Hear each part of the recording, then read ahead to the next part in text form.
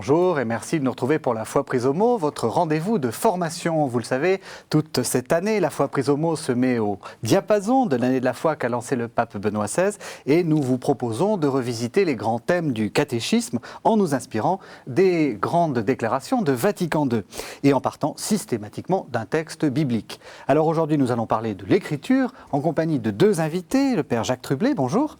Bonjour. Vous êtes jésuite, vous êtes professeur émérite d'études bibliques au Centre Sèvres, mais vous m'avez dit en commençant cette émission que vous continuez à enseigner. Hein, tout à fait. Et vous oui. enseignez plutôt l'Ancien Testament, je crois. Plutôt l'Ancien Testament, les sages et l'introduction à la Bible, à l'Ancien Testament. Voilà, et vous avez deux vies puisque vous êtes également l'aumônier de la gendarmerie. Voilà, j'ai été pendant une dizaine d'années aumônier de l'école de Melun qui forme les officiers de gendarmerie.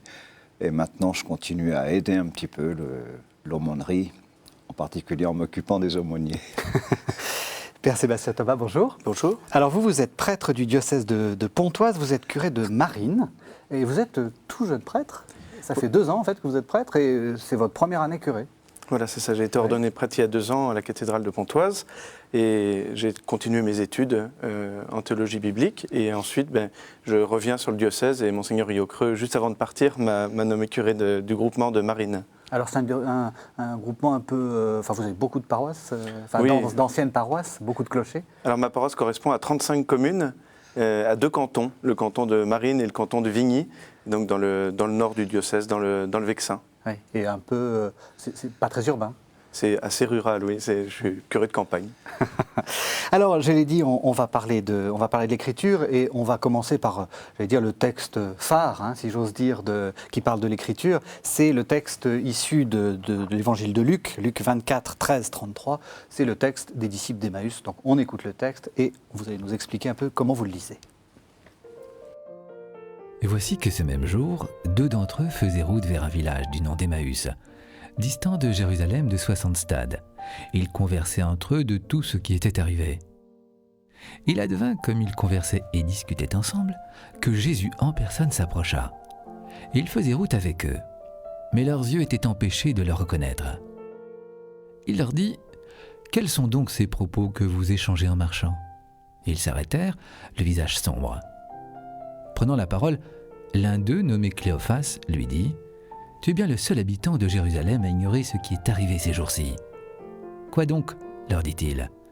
Ils lui dirent : « Ce qui concerne Jésus, le Nazarénien, qui s'est montré un prophète puissant en œuvre et en parole devant Dieu et devant tout le peuple.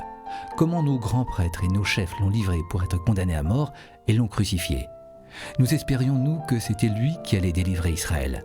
Mais avec tout cela, voilà le 3e jour depuis que ces choses sont arrivées. Quelques femmes qui sont des nôtres nous ont, il est vrai, stupéfiés. S'étant rendues de grand matin au tombeau et n'ayant pas trouvé son corps, elles sont revenues nous dire qu'elles ont même eu la vision d'anges qui le disent vivant. Quelques-uns des nôtres sont allés au tombeau et ont trouvé les choses tout comme les femmes avaient dit. Mais lui, ils ne l'ont pas vu. Alors il leur dit : « Au cœur sans intelligence, l'on à croire à tout ce qu'ont annoncé les prophètes.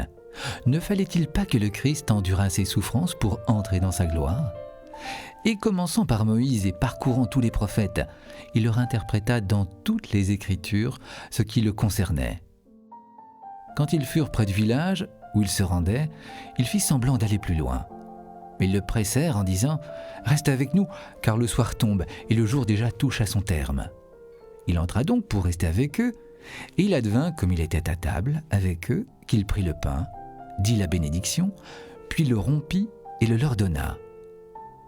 Leurs yeux s'ouvrirent et ils le reconnurent, mais il avait disparu de devant eux. Ils se dirent l'un à l'autre : « Notre cœur n'était-il pas tout brûlant au-dedans de nous quand il nous parlait en chemin, quand il nous expliquait les Écritures ?»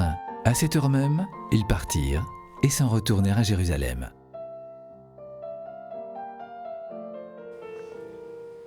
Alors voilà, le texte est lu dans son intégralité, donc il est un peu long.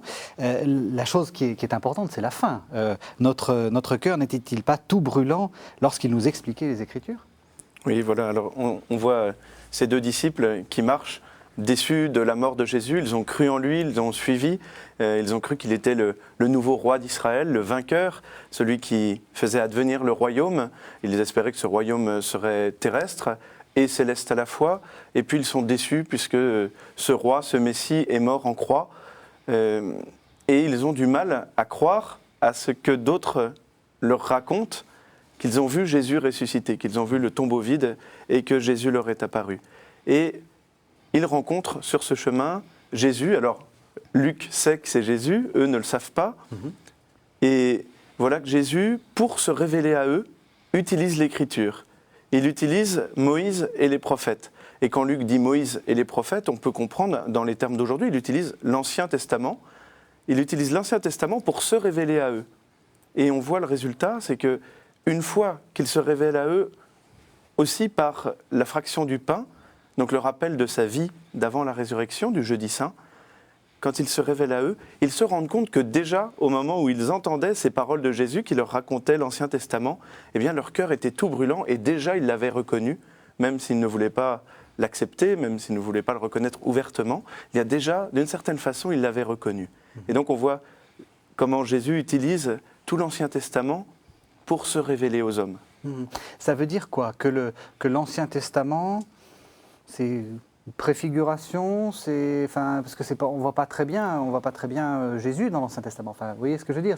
C'est quoi? C'est le mode d'emploi? C'est comment est-ce que le texte, comment est-ce que vous le voyez? Dans le texte, on peut voir toute la préparation que l'Ancien Testament a fait dans le cœur de ceux qui le connaissent parce qu'ils le prient.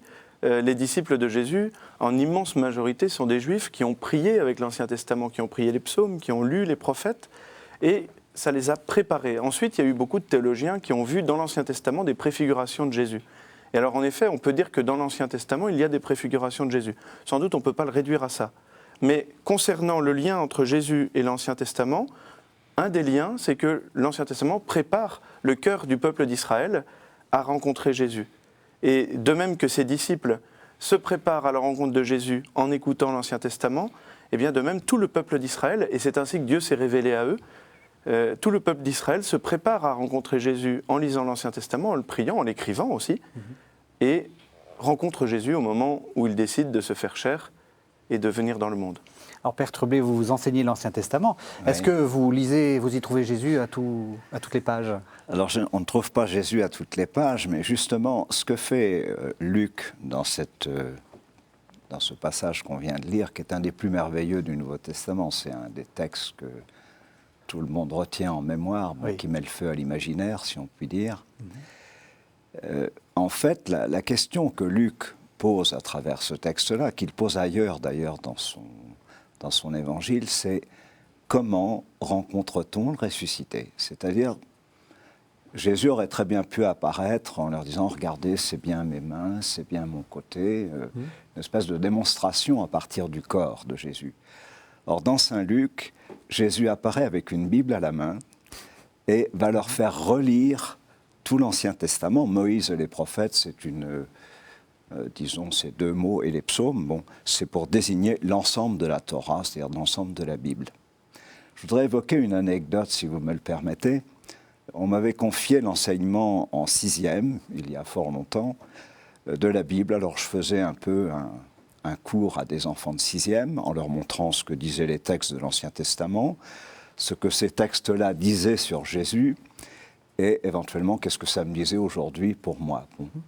Et à la fin de l'année, on m'a demandé de faire une petite composition à ces élèves de 6e, il y en avait une centaine, et je leur ai posé la question, sur la route d'Emmaüs, Jésus explique dans les Écritures ce qui le concernait, vous imaginerez la conversation. Eh bien, à ma grande surprise, j'ai mis de très bonnes notes à un certain nombre de copies. Tout simplement, les enfants étaient tout à fait capables de voir comment toute figure de l'Ancien Testament annonce un aspect de Jésus. Entre Abraham, Joseph, Moïse, Samuel. Bon, toutes ces figures-là sont en quelque sorte comme un prisme où toute la lumière se concentre sur cette personne de Jésus et dit quelque chose de Jésus. Je dirais que, pour reprendre une phrase qui, je crois, est dans Luther, si vous voulez connaître le Christ, lisez l'Ancien Testament. Si vous voulez connaître Jésus, lisez le Nouveau. C'est-à-dire qu'au fond, la démarche que Jésus accomplit sur la route d'Emmaüs, dans la première partie, puisque ça se déroule en 2 temps, sur la route et dans l'auberge, Mais sur la route, il y a une ouverture, le mot qui est là est le mot ouvrir les Écritures, c'est-à-dire au fond faire éclater le sens qui est dans ces textes, qui juste là reste caché, mais qui s'illumine à la lumière justement du Christ qui se fait révélateur des Écritures ou interprétateur des Écritures. C'est pour ça que c'est un texte extraordinaire. On rencontre le ressuscité à travers la lecture des Écritures. Mais j'ajouterai un petit détail qui ne vous a pas échappé, c'est que nous savons dès le début du texte que c'est Jésus qui est sur la route, puisque le texte nous le dit, Luc nous dit, Jésus s'approcha d'eux. Mais les disciples ne le savent pas. Et donc, toute la force de ce texte-là, c'est de nous dire, mais à quel moment les disciples vont-ils savoir ce que nous savons depuis le début, à savoir que c'est Jésus qu'ils rencontrent. Oui, c'est ça le suspense. Et c'est ça le suspense. Ouais. Et justement, ils ne le reconnaissent pas encore à la lecture des Écritures, qui n'est qu'une approche vers le ressuscité. Ce sera au moment du repas eucharistique, la fraction du pain, que là, leurs yeux vont s'ouvrir. Qu'est-ce qu'on peut en tirer comme sens, comme signification, justement? Il faut les deux. Parce que vous avez dit, il y a la lecture, il faut les deux, il faut l'Eucharistie, et c'est aussi une autre manière de rencontrer Jésus? Sans doute, oui. Ouais. La rencontre de Jésus va se faire dans la parole de Dieu et dans les sacrements pour un chrétien. Ouais. Pour un chrétien, quand on est ordonné prêtre pour l'annonce de l'Évangile et la célébration des sacrements, par exemple. Et les deux sont intimement liés. Même si la première mission, c'est quand même l'annonce de l'Évangile, l'annonce de la parole de Dieu. Ouais. Parce que c'est vraiment là que Dieu se révèle, et dans les sacrements, c'est là qu'il est présent. Et donc, les deux sont réellement liés et intimement liés. Et dans ce texte, on voit bien que Jésus se révèle déjà dans l'ouverture des Écritures, dans l'ouverture des cœurs, et qu'il agit, et que sa présence devient agissante, et que les yeux s'ouvrent à ce moment-là. Peu à peu, il leur ouvre le cœur, et puis à un moment, les yeux s'ouvrent, et ils se rendent compte que les cœurs sont déjà ouverts. Et je pense que oui, il y a évidemment dans ce texte de Saint Luc toute une théologie déjà sous-jacente de complémentarité entre l'Écriture et les sacrements. Eh ben, ça nous met tout de suite dans le vif du sujet. Donc on va faire une pause en écoutant un texte de Galilée tout à fait étonnant. C'est une lettre qu'il avait envoyée à Castelli, qui date de 1613, où justement il pose ces questions. Quel est le rapport entre écriture, la nature et en fait Dieu? Donc on écoute la lettre à Castelli de 1613. L'écriture sainte ne peut ni mentir ni errer, mais elle a besoin d'interprétation. Car si l'on s'en tenait au sens littéral des mots, on y trouverait non seulement des contradictions, mais des hérésies et des blasphèmes, puisqu'il serait nécessaire de donner à Dieu des pieds, des mains, des oreilles, de le supposer sujet aux mêmes passions que les hommes, à la colère, au repentir, à la haine, et, à d'autres moments, d'admettre en lui l'oubli du passé et l'ignorance de l'avenir. Puisque l'écriture a constamment besoin d'interprétation pour expliquer que le vrai sens des mots est très différent de leur signification apparente, il me semble que dans les discussions scientifiques, elle ne devrait être invoquée qu'en dernier lieu. En effet, l'écriture sainte et la nature procèdent également du Verbe divin, l'une étant la dictée de l'Esprit Saint et l'autre l'exécutrice des ordres de Dieu. Alors Père Trublet, cette lettre, elle vous a frappé. Pourquoi? Parce que c'est une période que j'ai pas mal étudiée. Et puis c'est un problème qui a quand même duré assez longtemps, le conflit au fond entre l'écriture et les sciences. C'est-à-dire ce que dit l'écriture et ce que dit la science. À un moment donné, on s'est aperçu en particulier à l'époque de Galilée qu'il y avait des contradictions entre ce que disait l'écriture. Par exemple, Josué qui arrête le soleil. Et puis, on s'aperçoit que ce n'est pas le soleil qui tourne autour de la Terre, mais l'inverse. Alors, la question que pose Galilée, c'est au fond la question, est-ce que la Bible dit vrai? C'est-à-dire, est-ce qu'elle affirme est vrai? Saint Augustin avait déjà flairé ce problème-là dans son commentaire de la Genèse, où il dit... Si nous ne pouvons pas faire confiance à l'Écriture dans des choses que nous pouvons vérifier, c'est-à-dire les choses de la nature, comment pouvons-nous lui faire confiance dans les choses invérifiables de l'ordre de la foi? Aïe, là il pose la question de manière radicale. Il pose la question de manière radicale, oui. À laquelle il ne répond pas d'ailleurs. Il soulève le problème, il ne répond pas.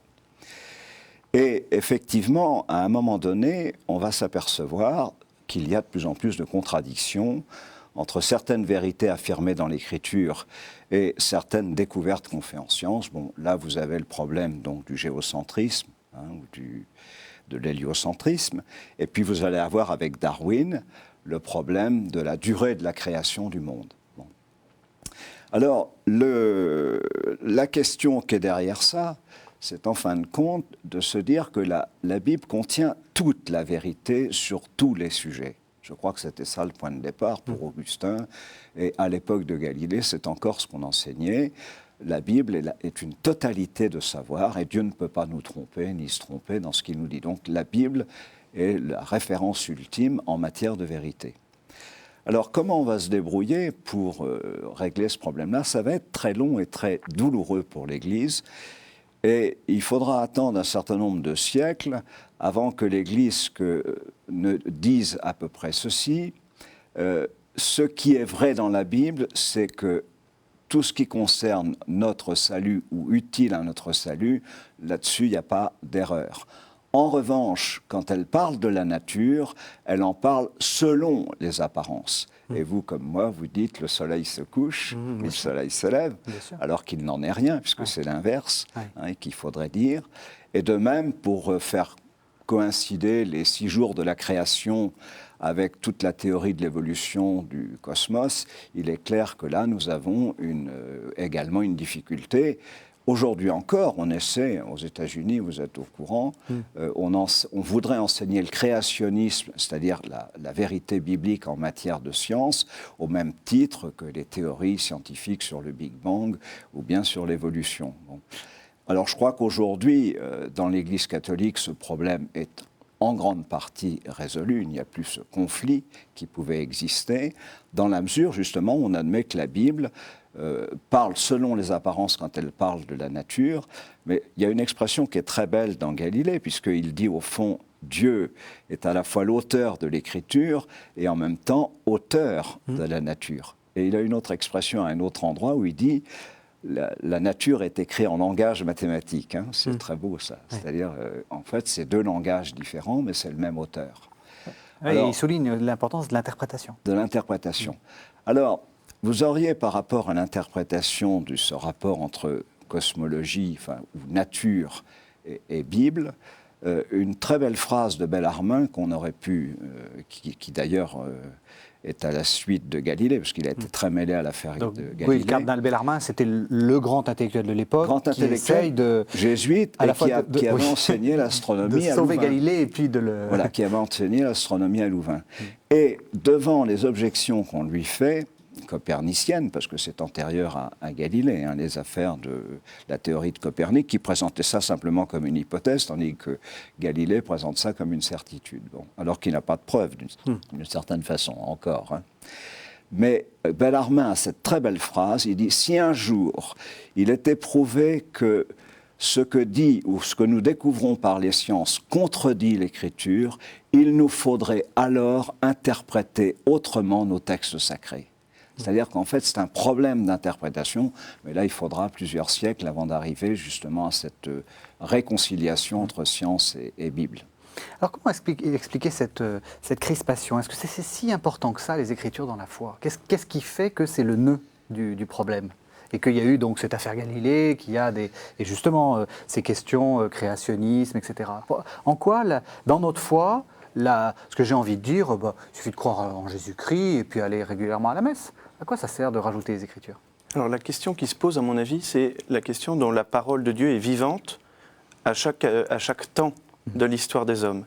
Et donc comment l'Église, qui est dépositrice de cette Écriture, sait actualiser l'Écriture. Et donc ça pose la question de la tradition, du rapport entre l'Écriture, la tradition et la nature. Ce qui manque peut-être dans le texte de Galilée, du moins de façon explicite, c'est ce mot de tradition. Alors, le lien entre l'écriture, la tradition et les sciences, par exemple, comprendre comment on va interpréter la parole de Dieu qui est consignée dans les Écritures pour qu'elle demeure la parole de Dieu vivante avec les mots d'aujourd'hui et avec les connaissances d'aujourd'hui. Et ça, c'est tout le travail de la tradition de l'Église, qui, depuis donc, la clôture du canon des Écritures, donc la clôture de la Bible, en somme, une fois que la Bible est fermée, est terminée, avec le livre de l'Apocalypse de Saint Jean, avec le dernier témoin oculaire de la vie de Jésus. Une fois que ce canon est clos, eh bien la parole de Dieu continue d'être vivante. Alors, attendez, je vous interromps dans votre raisonnement, mais est-ce qu'on a le droit de faire une sorte d'équation entre la Bible et la parole de Dieu? Alors, on peut dire... Vous savez, quand on termine une lecture à la messe, on dit « parole de Dieu, parole du Seigneur ». Alors, on peut dire... C'est ça. Avec le Concile Vatican II, justement, on peut dire que l'ensemble de la révélation divine est consigné dans l'Écriture. Oui. Mais on ne peut pas la réduire à un sola scriptura, comme on a pu dire justement au XVIIe siècle. Donc sola scriptura, ça veut dire l'Écriture seule. Oui. L'Écriture seule était la parole de Dieu contre, d'une certaine façon, la tradition de l'Église, l'enseignement de l'Église, le magistère, dont les contradicteurs de l'Église disaient que ça n'avait pas le statut de parole de Dieu. Et le Concile Vatican II est très clair en disant c'est de la même source divine que sortent l'Écriture et la tradition, donc l'enseignement de l'Église. Donc, on ne peut pas dire la parole de Dieu se restreint à la Bible, puisqu'il y a toute la partie d'enseignement et de toute la vie chrétienne aussi, de toute la vie de l'Église, qui, une homélie, si elle est prononcée dans le cadre d'une célébration, d'une messe, et qu'elle a été priée et qu'elle est réellement faite par le ministre de l'Église qui a été missionné pour cela, fait partie de la parole de Dieu d'une certaine façon. Est parole de Dieu actualisée dans notre monde aujourd'hui. La parole du Saint-Père, quand il enseigne, est aussi parole de Dieu actualisée. Pas avec le même statut que l'Écriture, mais est parole de Dieu aussi. Donc on ne peut pas réduire la parole de Dieu à l'Écriture, et en même temps, le Concile Vatican II dit très clairement que toute la révélation divine, et donc d'une certaine façon la parole de Dieu, Dei Verbum, c'est le nom de la Constitution, est consignée dans l'Écriture, et que la tradition ensuite développe cet enseignement et le rend vivant. Alors, question supplémentaire, comment je fais le lien entre la tradition de l'Église, l'Écriture et moi, l'interprète? Quelle est la part de l'interprète dans la parole de Dieu, dans ce qu'on peut appeler parole de Dieu? Alors, dire que la Bible est parole de Dieu, c'est à la fois vrai et inexact, au sens où la parole de Dieu, selon une très belle expression d'un théologien allemand, c'est pas simplement la parole qu'il nous adresse, Dieu qui nous parle, comme on le voit dans les prophètes ou dans le Pentateuque, parce que dans la Bible, vous avez des paroles humaines, les psaumes, ce sont des paroles humaines, le Cantique des Cantiques, n'en parlons pas, et Qoéleth aussi. Donc la parole de Dieu n'est pas simplement la parole qu'il nous adresse, mais également la parole de la réponse de l'homme à cette parole de Dieu. En allemand, il y a un très joli jeu de mots entre la Wort Gottes, la parole de Dieu, et l'Antwort Mannes, c'est-à-dire la réponse de l'homme à cette parole. Et c'est pour ça, par exemple, que vous avez un rite dans la liturgie qui est très très beau, après Vatican II, parce qu'avant c'était un petit peu différent, mais une fois qu'on a proclamé l'Évangile, on dit « acclamons la parole de Dieu ». Il est demandé de ne pas lever le livre de l'Évangile, comme on le fait la plupart du temps, parce que cette parole de Dieu qui vient d'être proclamée, ce n'est pas le livre, c'est la parole qui circule justement à partir d'une énonciation qui vient du livre, et dans la réponse que le peuple fait, ou l'adhésion que ce peuple fait à cette parole. Et la parole de Dieu, c'est cet aller-retour, si vous voulez. Donc, si je vous comprends bien, lorsque nous répondons « Louange à toi, Seigneur Jésus », on est en train de faire parole de Dieu. De faire ce cercle entre une parole qui vient de Dieu lui-même, à travers le Christ, bien entendu, à travers la proclamation qui a été faite, et la réception que nous en faisons. Il y a une sorte de circularité de la parole, ça c'est extrêmement important. Et c'est ça qui constitue l'Église, d'ailleurs. Et un autre lien important entre l'Écriture, la tradition et moi, c'est l'Esprit Saint. L'Esprit Saint qui a inspiré les auteurs de l'Écriture, les hommes qui ont écrit le livre de la Bible, et l'Esprit Saint qui inspire les lecteurs. Et les lecteurs, c'est toute l'Église, et c'est aussi moi personnellement. Et c'est le même Esprit Saint. Donc il y a une unité. Personnellement, en tant que prêtre? Non, en tant que baptisé. D'accord. Donc par exemple, un laïc qui ferait un beau commentaire d'Écriture, il participe à l'avancée de la parole de Dieu. Bien sûr, et il est en lien avec l'Écriture, avec la tradition, la vie de la parole dans l'Église, et sa vie personnelle, puisqu'il est membre du corps du Christ, et qu'à ce titre, il reçoit l'Écriture. Alors quel est le danger? Oui, pour répondre, pour compléter ce que dit Sébastien, je suis tout à fait d'accord avec ça, on dit que l'Écriture est inspirée par l'Esprit Saint, c'est-à-dire qu'elle a été mise dans l'état où elle nous est remise, dans l'Esprit Saint. Il est clair que nous ne pouvons la lire que dans l'Esprit Saint. Et ça, c'est un thème qui court un peu chez les pères de l'Église ou les médiévaux, de dire qu'il n'y a pas de lecture vraiment chrétienne qui ne soit lecture dans l'esprit, comme il y a eu écriture, en quelque sorte, dans l'esprit. C'est le même esprit qui est à l'œuvre dans l'écriture et qui est le même esprit qui est à l'œuvre dans la lecture de cette écriture aujourd'hui. Parce que vous pouvez très bien lire la Bible en Sorbonne, enfin, ou l'étudier de manière scientifique, ça ne vous amènera jamais au Christ. On lira ça comme un livre scientifique ou comme un livre ancien. Mais la lecture chrétienne des Écritures suppose que l'Esprit est à l'œuvre en vous pour vous faire déchiffrer ce que les auteurs ont mis dans cette Écriture. Mais ce n'est pas simplement entre moi et l'Écriture que ça se joue, comme auraient voulu le dire les réformés, mais c'est une lecture qui s'effectue au milieu de l'Église, c'est-à-dire en Église. Il n'y a pas de lecture de l'Écriture en dehors de l'Église. Justement, quel est le danger? Quel est le danger de ce fameux sola scriptura? C'est quoi l'écueil? Qu'est-ce qui risque de se passer? Parce qu'il y a des gens qui disent « Moi, j'aime bien Jésus, j'aime bien la Bible, mais j'aime pas l'Église. » Oui. Alors, comment est-ce qu'on leur répond? Alors, vous êtes jeune prêtre, mais peut-être que vous allez en avoir qui vont vous dire ça. Vous n'avez peut-être pas encore rencontré ça, mais ça va venir. On parlait tout à l'heure de réconciliation entre l'enseignement de l'Église et la parole de Dieu, la tradition, et les sciences, par exemple. Et je pense qu'on peut répondre à votre question aussi un petit peu de la même façon avec l'enchaînement des encycliques bibliques. Il a fallu attendre 1893 pour que Léon XIII écrive un premier texte sur la parole de Dieu dans l'Église. C'est très tardif chez les catholiques. Ça a demandé beaucoup de temps. On pourrait prendre le temps de l'expliquer, mais en tout cas, c'est important déjà de comprendre que pour avoir un texte de magistère, donc venant vraiment des hautes sphères de l'Église, sur la question de l'Écriture, il faut attendre 1893 et Provenditissimus Deus de Léon XIII. Et ensuite, Benoît XV et Pie XII à leur tour, puis le Concile Vatican II avec la Constitution Dei Verbum, parle du rapport entre l'Écriture et l'Église.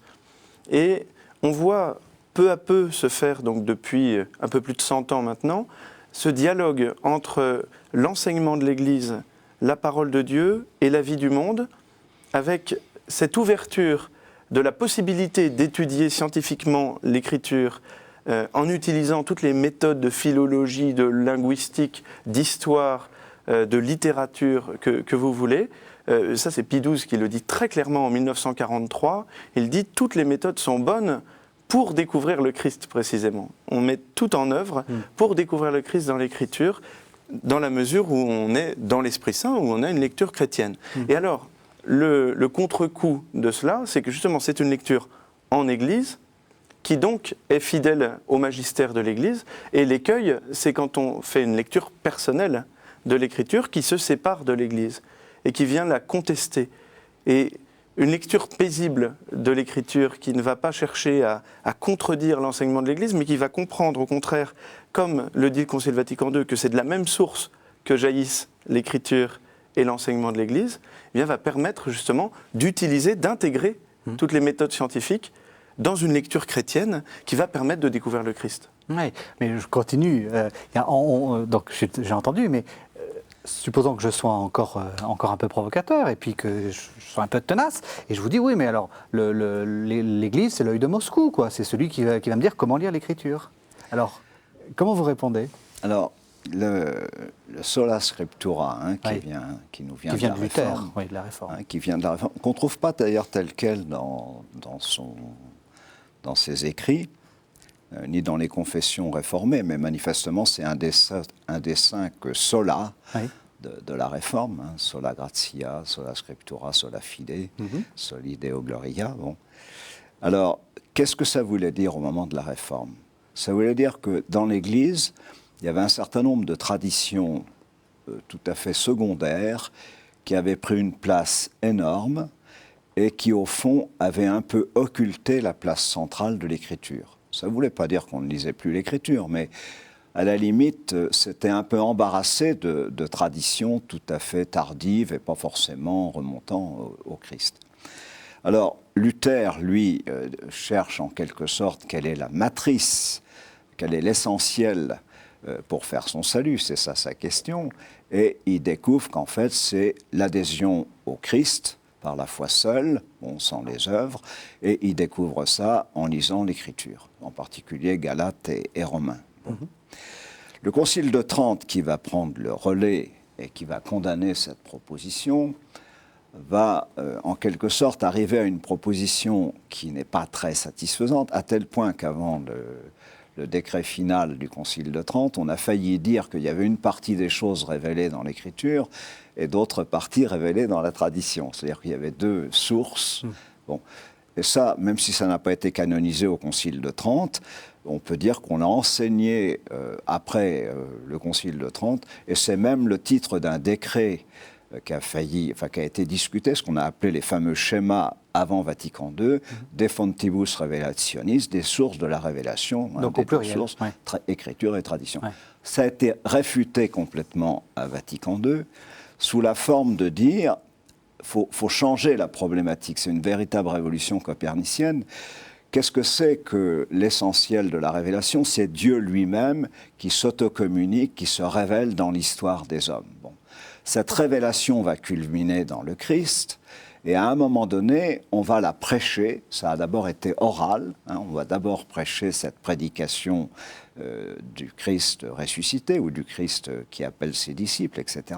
Et à un moment donné, ça va prendre corps dans une écriture. Et au fond, le rapport écriture-tradition va changer complètement de sens, puisque, en quelque sorte, l'écriture est une fixation à un moment donné d'une tradition orale, et ensuite, il y a comme une espèce de vecteur porteur de cette écriture à travers une tradition. Et aujourd'hui, je crois qu'on arrive à un bon équilibre, même entre protestants et catholiques, à dire qu'il n'y a pas d'écriture sans tradition. On reçoit toujours l'écriture à travers une tradition qui la porte et qui l'interprète. Et on la trouve où, cette tradition? C'est la tradition des exégètes, c'est la tradition des sermons, voilà, c'est... Alors, concrètement, il y a une sorte de hiérarchie quand même de la tradition. Ce que dit un prêtre dans un sermon le dimanche n'a pas la même valeur que ce que pourra dire le magistère ordinaire de l'Église, ou d'un évêque, ou d'un pape. Bon, il y a quand même une hiérarchie dans tout cela.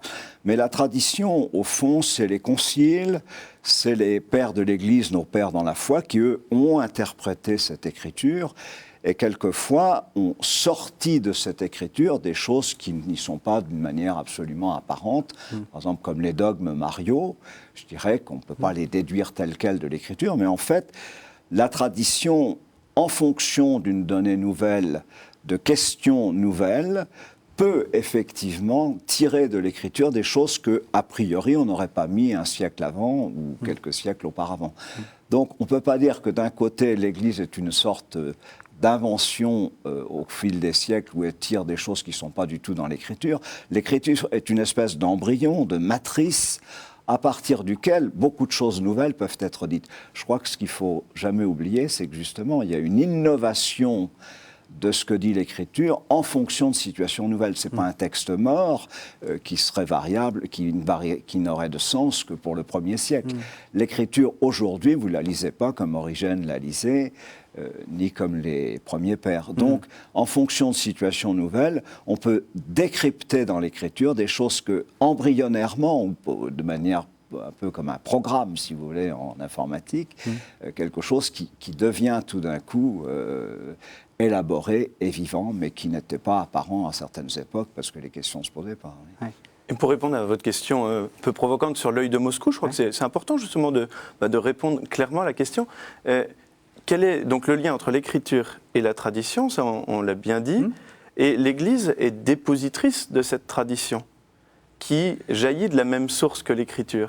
Et donc, au fond, ma lecture de l'écriture ne peut pas se séparer de deux millénaires de tradition de l'Église, d'une certaine façon. Et donc l'Église, qui est fondée sur les apôtres, à qui Jésus, en la personne de Pierre, a dit d'affermir ses frères, de les confirmer dans la foi, l'Église, au fond, est dépositrice de cette juste interprétation de l'Écriture au long des siècles.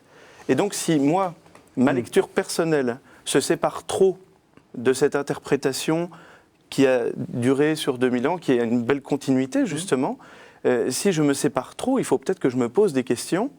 Est-ce que je fais une lecture personnelle ou vraiment une lecture en Église? D'accord, mais finalement, le magistère, les conciles, il n'y a pas énormément de choses. Je veux dire, l'écriture est bien plus diverse, bien plus... Donc quand je me retrouve confronté, par exemple, je sais pas, aux disciples d'Emmaüs ou des choses comme ça, bon, je vais essayer de pas dire que... Enfin, je vais essayer de dire que Jésus est vraiment ressuscité, qu'il est vrai homme, vrai Dieu, etc. Bon, mais après, comment je fais pour lire le texte? Je veux dire, le magistère n'est pas si contraignant que ça, finalement. Non, alors ce que l'Église dit justement, c'est qu'il faut étudier avec toutes les méthodes qui sont mises à disposition. C'est pour ça que dans les écoles de théologie biblique, on apprend l'hébreu, on apprend le grec, on apprend des éléments de linguistique, on apprend de l'histoire, de la littérature, de la rhétorique biblique. On apprend voilà, pas mal de choses qui nous permettent de comprendre comment les auteurs ont pu écrire.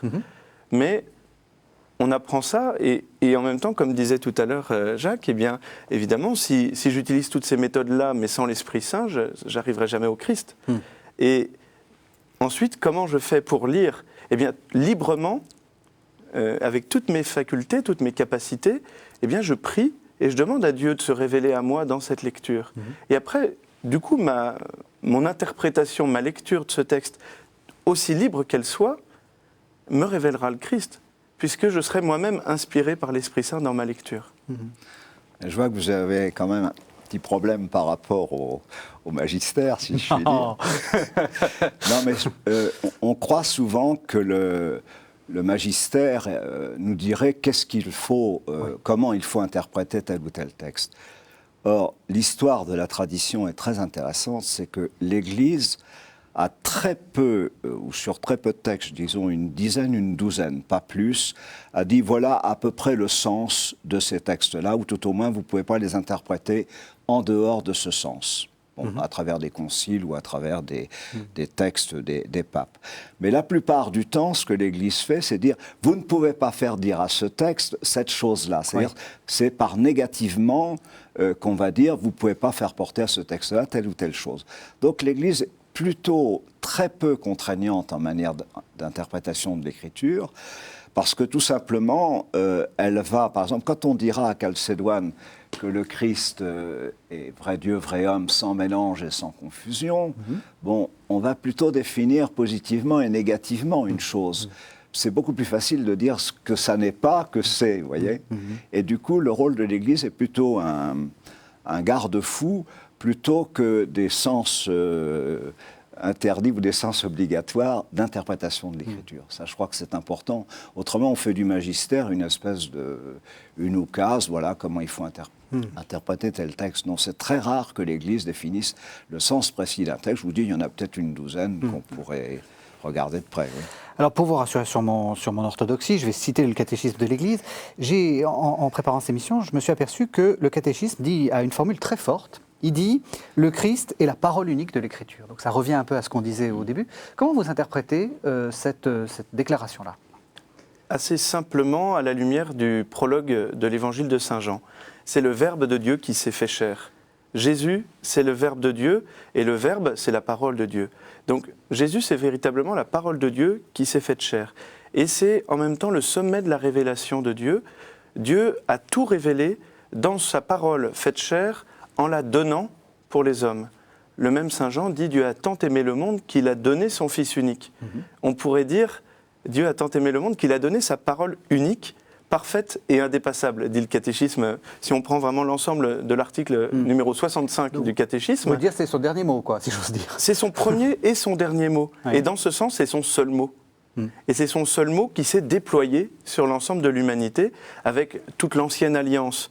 En préparation de ce mot, avec une multitude de mots qui préparent cette rencontre étonnante de Dieu qui se fait homme jusqu'à mourir sur la croix et qui est vainqueur de la mort en ressuscitant le troisième jour et qui apparaît à ses disciples, comme nous l'avons entendu dans le récit d'Emmaüs, donc qui prépare ce temps, et ensuite tout le Nouveau Testament qui est écrit après la mort de Jésus, après sa résurrection, après son ascension, par des évangélistes qui reçoivent eux aussi une tradition orale, qui écrivent, qui sont témoins aussi évidemment de beaucoup de choses, et qui ensuite tentent par leurs mots d'expliquer ce qu'a été la vie de Jésus et pourquoi Jésus a été le sommet de la révélation de Dieu.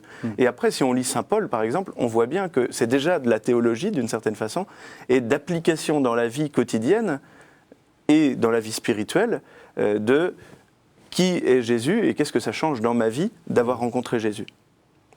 Vous êtes d'accord? Je suis tout à fait d'accord avec ça. Quoique l'expression m'a fait difficulté, parce que je me suis dit, comment interpréter ça? Alors j'ai lu effectivement le passage du catéchisme en question, et effectivement m'est venu à l'esprit le prologue de Jean, et un autre texte qui est le début de la lettre aux Hébreux, après nous avoir parlé par bien des manières, Dieu nous a parlé en son propre Fils, et effectivement le Christ est la fin de la révélation. Mais j'ajouterais un petit peu ce que ne dit pas totalement le catéchisme, mais qu'on voit dans l'expérience de Paul ou de saint Augustin. Il y a un prix à payer pour arriver à cela, c'est-à-dire que ce n'est pas du tout évident, si vous voulez, d'arriver à cette conviction. C'est-à-dire que ça suppose une sorte de... Pour Paul, le passage à considérer le Christ comme centre des Écritures, au sommet des Écritures, il y a tous les renoncements à la loi, il y a tous les renoncements aux coutumes auxquelles il croyait, donc c'est une conversion. Je dirais aussi que c'est presque eschatologique, c'est-à-dire que il y a une très belle formule de Paul Beauchamp qui dit « Jésus-Christ n'est pas seul ». C'est-à-dire quand même, le Christ est bien sûr sommet de l'Écriture, mais le Christ est venu pour nous et pour nous agréger à lui, et d'une certaine façon, c'est le Christ total, c'est-à-dire le Christ, le corps mystique du Christ, qui lui est peut-être sommet de l'Écriture, et nous sommes comme pris dans le sillage avec le Christ dans la révélation ultime de cette Écriture. Alors ça, si on prend ça comme ça, là, ça va un petit peu mieux. Alors justement, essayons d'être un peu concret. Vous êtes spécialiste des écrits de sagesse. Comment est-ce que, par exemple, quand vous lisez Qoéleth, vous savez, ce texte d'un bonhomme un peu grognon, quoi, qui trouve que c'était mieux avant, que tout est vanité, que bon, ça ne parle pas trop du Christ, ça. C'est un vieux ronchon. Oui, enfin, il est plein de bon sens, d'ailleurs. Déjà. Alors, tous les textes de l'Ancien Testament ne parlent pas du Christ, hein. Je veux dire, oui, terme à terme, de manière claire. Oui. Alors, quelquefois, les pères de l'Église ont fait ce qu'on appelle une exégèse typologique, c'est-à-dire de vouloir projeter la figure du Christ sur tout personnage de l'Ancien Testament ou sur toute scène de l'Ancien Testament. Ça a eu quelque chose d'un petit peu factice. Alors, il faut considérer qu'effectivement, Qoéleth ne révèle pas grand-chose sur le Christ par certains côtés, mais il révèle quoi? Il révèle tout simplement qu'un homme qui a tout eu, qui a tout vécu, qui est à l'article de la mort, eh bien, ça pèse quand même lourd dans le dessein de Dieu. C'est-à-dire que, d'une certaine façon, Qoéleth représente la richesse ou la densité d'une vie en face de Dieu, et ça fait partie un petit peu d'un itinéraire. Alors je vous prendrai un autre exemple que Qoéleth, qui lui ne parle pas du tout du Christ, c'est les invectives qu'on peut trouver dans les psaumes. Vous savez, tue-les tous, voilà, Seigneur, massacre-les. Qu'on mettait entre crochets de temps en temps pour ne pas pouvoir les lire. Mais ça ne parle pas tellement du Christ. Et même encore, au contraire. Ça contredirait même l'enseignement du Christ. Alors moi, quand je lis ces psaumes-là, et je voudrais qu'on les lise dans les églises, parce qu'ils sont entre parenthèses, c'est Paul VI qui a demandé qu'on ne les lise pas parce que ça pouvait choquer peut-être certaines personnes. Bon, moi, je tiens beaucoup à les lire parce que qu'est-ce que ça nous montre? Ça nous montre tout simplement que pour arriver au pardon du Christ aux ennemis sur la croix, pardon du Christ à ses ennemis sur la croix, tout le chemin qu'il faut parcourir pour y arriver passe justement par la haine qu'on peut porter en soi. Et le pardon n'est pas une chose évidente pour un chrétien. Quelquefois, on dit c'est évident, on est chrétien, on pardonne. Non, ça passe aussi par la reconnaissance en soi qu'il y a en moi des puissances de mort qui n'ont pas du tout envie de pardonner. Enfin, moi, ça m'est arrivé dans quelques situations de dire ces psaumes-là avec une certaine vérité. Genre, en disant comme il avait raison. Voilà, oui, ils ont raison de dire ça, et c'est d'une violence extrême. Oui. Mais c'est pour nous montrer tout le chemin qui peut mener jusqu'au pardon sur la croix du Christ, qui est un chemin à parcourir pour nous, pas simplement intellectuellement. C'est intéressant parce qu'on a l'impression que la lecture chrétienne de l'Écriture est une lecture un peu lénifiante, un peu tout le monde est gentil, donc on va le lire. Quand vous disiez il faut le lire dans l'Esprit Saint, je me disais oui, il faut le lire avec bonne volonté, avec une sorte de bienveillance. Il ne faut pas hésiter à s'affronter à l'Écriture. Non, il ne faut pas hésiter, évidemment. Et il ne faut pas oublier, par exemple, que l'Ancien Testament a été le livre de chevet de Jésus aussi, par exemple. Et que dans la vie même de Jésus, pour le rapport entre l'adhésion à Jésus et la lecture de l'Ancien Testament, il ne faut pas oublier aussi que l'Ancien Testament était vraiment la base de la formation religieuse de Jésus et de sa relation à son Père comme homme, quand il a été éduqué dans la foi, sans doute par sa maman et par son papa, eh bien, qu'est-ce qu'il avait à lire? C'était les psaumes, c'était les prophètes. Et donc, il a lu tout ça. Et donc, sa vie même est imprégnée de cette écriture de l'Ancien Testament. Et quand on lit, alors, on parlait de l'Ancien Testament, si on lit Saint Paul, c'est très violent aussi. Quand il parle des Galates stupides et sans sagesse, à qui... Le terme grec est plus violent encore que stupide. Voilà. Mais enfin, la traduction française, en général, est de dire stupide. Voilà. Mais on voit bien qu'il y a des conflits. Et j'avais un professeur de Nouveau Testament au séminaire qui nous disait, mais ce qui est miraculeux, c'est que l'Église est tenue malgré tous les conflits dont témoigne le livre des Actes des Apôtres, les lettres de Saint Paul, etc. Évidemment, il y a de la violence. Et ce qui est beau, justement, comme vous disiez, c'est qu'on voit tout le chemin de la violence qui mène au pardon, et on voit aussi toute la violence qu'a mis Jésus en croix, et qui continue d'agir aujourd'hui. Parce que ce n'est pas parce que Jésus est mort et ressuscité que le monde va bien, et on s'en rend bien compte en regardant autour de nous. Le mal existe, et parfois le mal est une objection de chrétiens, ou même de gens de l'extérieur de l'Église, qui disent « mais si Dieu existait, et si Dieu était vraiment bon, il n'y aurait pas de mal sur la terre ». On voit bien que ce n'est pas la réalité. Mais on voit comment Jésus répond au mal. Et on voit comment, dans la souffrance, se révèle le Christ, comment, jusqu'à la mort, il a tout assumé de notre condition, jusqu'à la mort, hormis le péché. Et justement, découvrir toute cette violence, et encore dans l'Église, et quand on regarde aujourd'hui l'Église aussi avec ses défauts, avec ses faiblesses, et on sait bien tous les scandales qui peuvent toucher l'Église, eh bien, c'est pas contradictoire avec la venue de Jésus, avec son enseignement, c'est que c'est la réalité du monde, et qu'on combat, il y a un combat spirituel entre le bien et le mal, qui a été vaincu, qui a été gagné par Jésus, mais qui est encore à gagner par chacun de nous à la suite de Jésus. La parole de Dieu, c'est une parole de la croix aussi, c'est ça. Alors évidemment, le point culminant, je dirais, du Nouveau Testament, c'est dans la croix. La croix suivie de la résurrection, il ne faut jamais séparer les deux. Mais c'est quoi la croix? C'est tout simplement chaque péché des hommes qui déferle telle une avalanche sur le juste par excellence qui est le Christ et qui le tue. C'est ça la croix. C'est-à-dire que la croix est à la fois le pire scandale qui soit, c'est-à-dire le juste par excellence qui est victime de la violence humaine et de la méchanceté humaine, où tout le monde se défausse, aussi bien les apôtres, Pilate, Hérode, enfin tout le monde y a sa part de participation à tout cela. Et la croix est évidemment centrale. Et déjà, elle est annoncée dans l'Ancien Testament, cette croix. Mais c'est le déferlement de la violence qui déferle sur le Christ. Oui. Alors, on est quasiment à la fin de l'émission et j'ai envie de vous poser une question, disons de béotien. Quand quelqu'un vient vous voir et vous dit, comme les pharisiens à Jésus, comment est-ce que tu lis? Quel conseil vous donnez? Je voudrais lire l'Écriture, mais je ne sais pas la lire. Comment la lire? Qu'est-ce que vous conseilleriez? Je crois que la première chose à faire, c'est de choisir un livre et de s'y tenir, et de choisir, par exemple, un évangile pour commencer, parce que c'est une histoire qui nous est assez familière, et c'est agréable de lire la vie de Jésus, mais de ne pas le faire n'importe comment, de se préparer à cette lecture, de connaître déjà plus ou moins le texte qu'on va prendre, et de ne pas partir dans le vague, et de prier, de demander à l'Esprit Saint de venir nous éclairer dans notre lecture. Que ce soit une lecture de prière, ou une lecture d'étude, ou une lecture informative, je crois qu'on en a bien parlé tout à l'heure, mais l'importance de l'Esprit Saint dans la lecture de la Bible. Et quand ça nous est difficile de lire la Bible, c'est souvent parce qu'on la lit comme un roman, et qu'on est déçu de pas éprouver les mêmes choses que dans un roman. Mais les auteurs de l'écriture, en général, n'ont pas voulu écrire un roman, ils ont voulu écrire leur relation profonde à Dieu, pour le Nouveau Testament, leur témoignage concernant Jésus, et ils l'ont fait dans l'Esprit Saint. Alors il faut la lire à la façon dont elle a été écrite. Alors moi j'aurais une autre réaction. Un autre conseil? Je dirais qu'on ne peut pas lire l'Écriture tout seul. C'est peut-être un premier principe, ça se lit en groupe ou avec quelqu'un qui a comme on fait une promenade en montagne avec quelqu'un qui connaît déjà un peu l'itinéraire. Un bon guide. Voilà. et partir peut-être d'une question qu'on a.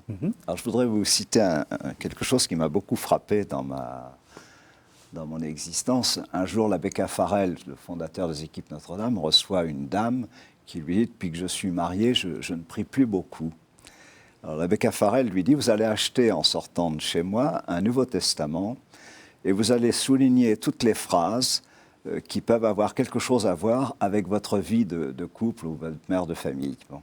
Alors elle achète ce Nouveau Testament, fait ce petit travail, et un jour l'abbé Caffarel est invité à dîner chez eux, et le petit enfant de la famille qui avait 7-8 ans dit à l'abbé Caffarel « Il y a combien d'animaux dans le Nouveau Testament ?» C'est-à-dire qu'elle avait donné la méthode à son fils de lire le Nouveau Testament soulignant tous les animaux qui sont présents. Oui. Alors, c'est une histoire évidemment très, très humoristique que je vous cite là, mais en fait ça renvoie à quelque chose de très sérieux. Lire la Bible, c'est partir d'une des questions qu'on peut se poser, lire un livre qui va plutôt dans le sens de la question que je me pose, en acceptant qu'il me posera plus de questions que de réponses à la question que je me pose. C'est-à-dire, il va me faire bouger. L'écriture, si vous voulez, fait bouger celui qui la lit. Et je crois beaucoup à ça. Par exemple, si vous posez la question du mal, lisez le livre de Job, mais vous n'aurez pas la réponse que vous trouveriez en philosophie occidentale. Si vous voulez savoir la figure du Christ, qu'est-ce que c'est que moi j'aime beaucoup faire lire l'évangile de Luc. Si vous voulez savoir ce que c'est que l'Église, lisez les Actes, ou certaines épîtres de Paul. Je veux dire, il faut la lire avec une question, quoi. Merci à tous les deux. Alors, Père, vous faites un cycle de conférences, enfin, vous faites partie d'un cycle de conférences dans le diocèse de Pontoise. Rapidement, dites-nous de quoi il s'agit. Oui, il s'agit d'un cycle de 4 conférences sur les constitutions du Concile Vatican II qui s'appelle Vatican II pour les nuls. Alors, c'est une formation qui est proposée en particulier pour les jeunes, mais vraiment pour tous ceux qui se posent des questions sur le Concile. Très bien. Merci donc à tous les deux. Vous pouvez retrouver cette émission et la regarder jusqu'à plus soif sur le site de KTO, ktotv.com. Merci vraiment de nous avoir fait découvrir l'Écriture. Merci à vous. Merci beaucoup.